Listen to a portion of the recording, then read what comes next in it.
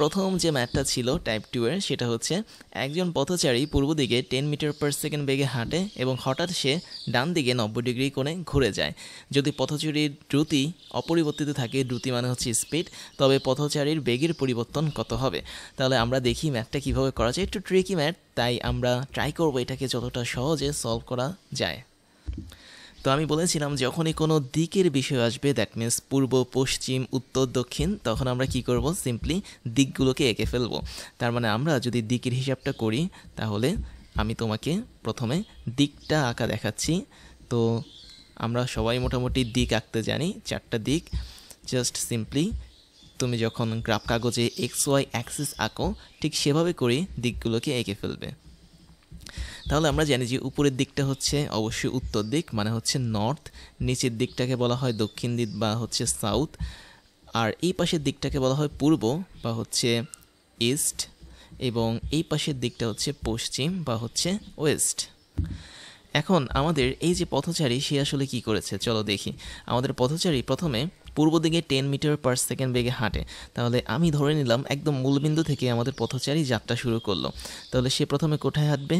প্রথমে সে পূর্ব দিকে হাঁটবে, এবং পূর্ব দিকে যখন হাঁটছে তাই আমি তার হাঁটার বেগটাকে তীর দ্বারা প্রকাশ করলাম, কেননা এখানে মিটার পার সেকেন্ড হচ্ছে একটা বেগ, আর বেগ হচ্ছে ভেক্টর রাশি। ভেক্টর রাশিকে আমরা এরকমভাবে চিহ্ন দিয়ে প্রকাশ করতে পারি বা হচ্ছে ডিরেকশন দিয়ে প্রকাশ করতে পারি।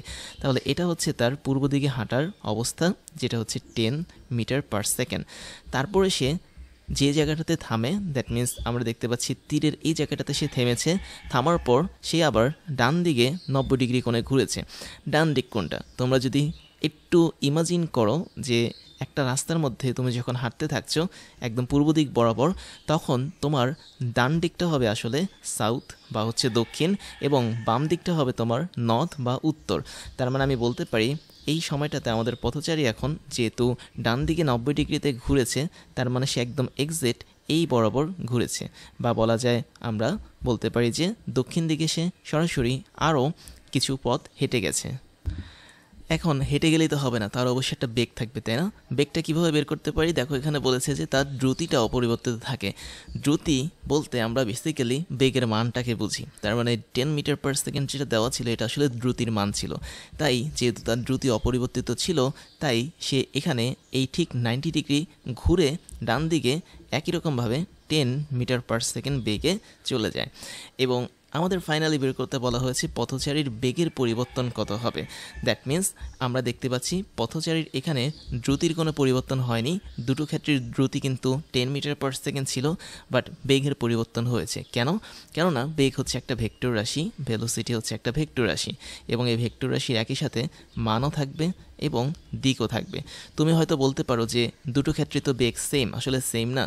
দুটো ক্ষেত্রে আসলে দ্রুতি সেম, যেখানে দ্রুতির মান হচ্ছে 10 মিটার পার সেকেন্ড করে। বেগ তখনই সেম হতো যখন তাদের ডিরেকশন বা দিকটা একই থাকতো। বাট তুমি দেখতে পাচ্ছ প্রথম অবস্থাতে আমাদের পথচারী পূর্ব দিকে 10 মিটার পার সেকেন্ড হেঁটেছে, তার মানে তার পূর্ব দিকে বেগ ছিল 10 মিটার পার সেকেন্ড। পরবর্তীতে সে এই জায়গাটাতে এসে দক্ষিণ দিকে আবারও 10 মিটার পার সেকেন্ড বেগে হাঁটা শুরু করছে। তার মানে এখানে কিন্তু তার বেগের মানটা সেম থাকলেও দিকটা কিন্তু পরিবর্তন হয়ে দক্ষিণ হয়েছে। তাই আমি বলতে পারি এখানে বেগের অবশ্যই একটা পরিবর্তন ঘটেছে।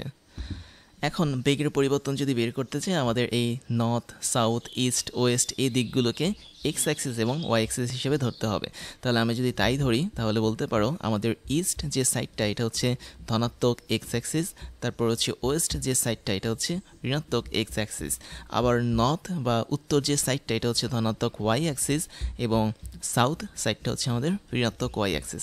তাহলে ওই অনুসারে আমাদের পথচারী প্রথমে পজিটিভ এক্স অ্যাক্সিস বরাবর 10 মিটার পার সেকেন্ড বেগে চলেছিল, তারপরে নেগেটিভ ওয়াই অ্যাক্সিস বরাবর 10 মিটার পার সেকেন্ড বেগে চলেছিল।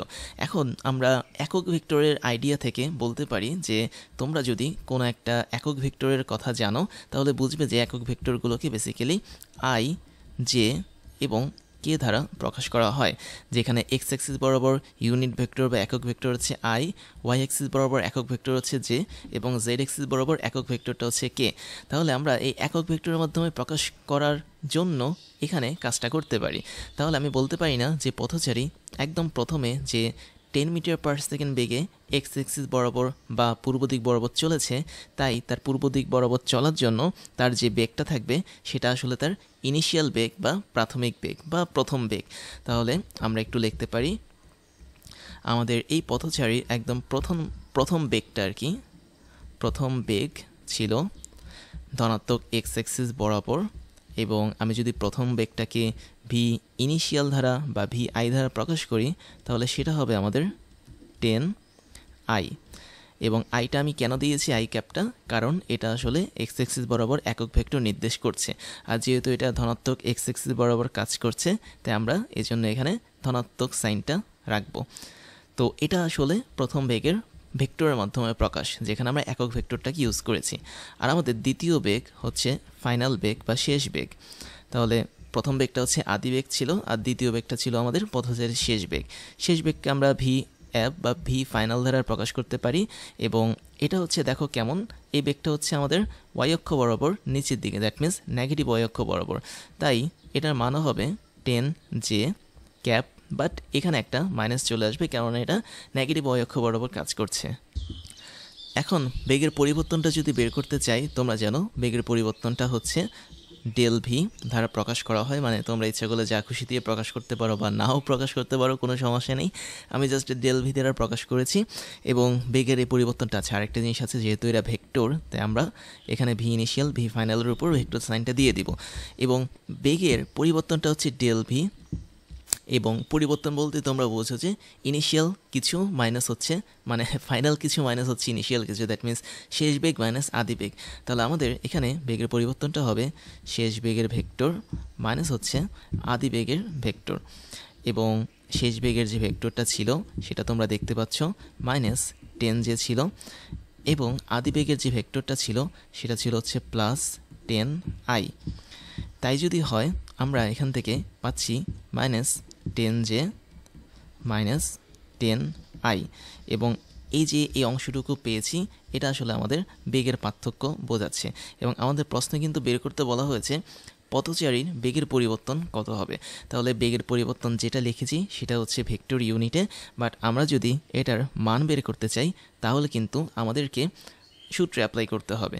দ্যাট মিনস তুমি যদি বেগের পরিবর্তনের মান বের করো, যেটা আমাদের অ্যান্সার আর কি, তো আমরা যদি অ্যান্সারটা বের করতে চাই তাহলে অবশ্যই বেগের পরিবর্তনের মানটাকে এখানে বের করতে হবে। এবং এই মানটা হবে বেসিক্যালি, মনে রাখবে যখন কোনো একটা ভেক্টরের মধ্যে আই জে অথবা কে চলে আসে তখন আমরা যেটা করি সেটা হচ্ছে তাদের মান বের করার ক্ষেত্রে রুট ওভার করে প্রতিটা মানকে বর্গ করে যোগ করে দিই। তার মানে এখানে যেহেতু আই এবং জে চলে এসেছে তাই আমরা কি করব, রুট ওভার নিব মান বের করার জন্য টোটালটার, এবং ভেতরে যে মানগুলো আছে দ্যাট মিনস একটা ছিল -10, আমি কিন্তু আই জে আর নিব না, জাস্ট মানগুলো নিব, এটার উপর বর্গ করে দিব, প্লাস হচ্ছে -10 আরও একটা ছিল, এটার মানটাও নিয়ে আমরা উপরে বর্গ করে দিব। তো এটা বেসিক্যালি তখনই কাজ করবে যখন আমাদের কোনো একটা ভেক্টরের মধ্যে আই জে কে এগুলো থাকবে। তো সেই সমস্ত ভেক্টরের মান বের করার সিস্টেম হচ্ছে এটা আমরা পরবর্তীতে শিখবো যখন আমরা ত্রিমাত্রিক ভেক্টরের ম্যাথগুলো করব। এখন এটার অ্যান্সারটা কি হবে, 10 10 100 100 হচ্ছে 200 হবে। তো 200 যদি হয় তাহলে আমরা এখানে বলতে পারি এটা হবে আসলে √200। তাহলে 200 দুগুণে হচ্ছে মানে 100 দুগুণে হচ্ছে 200, তাহলে 10 10 100, তো বলা যায় এটা 10√2 হবে। তাহলে 10√2 মিটার পার সেকেন্ড হচ্ছে আমাদের বেগের পরিবর্তনের মান। তো সেক্ষেত্রে আমরা এই ম্যাথটা কীভাবে করলাম, অবশ্যই আই জে কে এই একক ভেক্টরটাকে ইউজ করে করেছি। তাই যখন এই টাইপের ম্যাথ আসবে তোমরা অবশ্যই I J K vector use করে করবে। আর আরেকটা জিনিস মনে রাখবে, কোনো একটা বেগের পরিবর্তন বলি বা কোনো একটা ভেক্টরের পরিবর্তন বলি সেটা সবসময় ফাইনাল যে ভেক্টরটা আছে সেটা মাইনাস ইনিশিয়াল যে ভেক্টরটা আছে সেটা। এবার আমি তোমাদেরকে আমার পরিচয়টা জানাচ্ছি।